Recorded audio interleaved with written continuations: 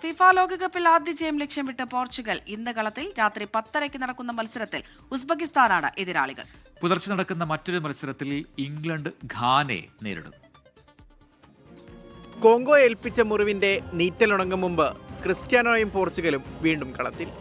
കോങ്കോയ്ക്കെതിരെ കളത്തിലെ കണക്കുകളിൽ മുന്നിട്ട് നിന്നിട്ടും നേടാനായത് ഒരൊറ്റ ഗോൾ മാത്രം. ചിത്രത്തിലെ ഇല്ലായിരുന്നു സൂപ്പർ താരവും നായകനുമായ ക്രിസ്ത്യാനോ റൊണാൾഡോ. ഒപ്പം കളി മറന്ന മധ്യനിരയും. എല്ലാത്തിനും പരിഹാരം കണ്ടേ മതിയാകൂ റോബർട്ടോ മാർട്ടിനസിന്.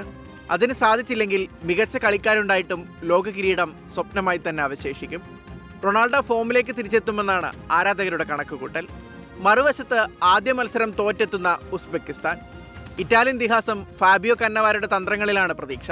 രാത്രി 10:30 മത്സരം. പുലർച്ചെ 1:30 നടക്കുന്ന മത്സരത്തിൽ ഘാനയാണ് ഇംഗ്ലണ്ടിന്റെ എതിരാളികൾ.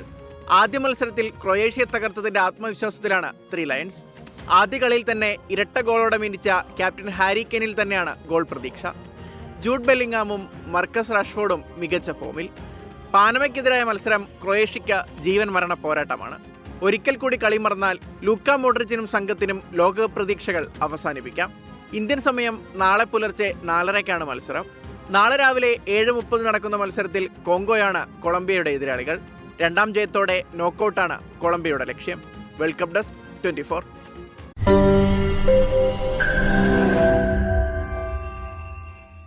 ലോകത്തെവിടെയായാലും ഏത് സമയത്തും 24 വാർത്തകളും ഓഗ്മെന്റഡ് റിയാലിറ്റി പാക്കേജുകളും എക്സ്പ്ലെയിനറുകളും വിശദമായി കാണാൻ ഞങ്ങളുടെ യൂട്യൂബ് ചാനൽ നിങ്ങൾക്ക് സബ്സ്ക്രൈബ് ചെയ്യാം.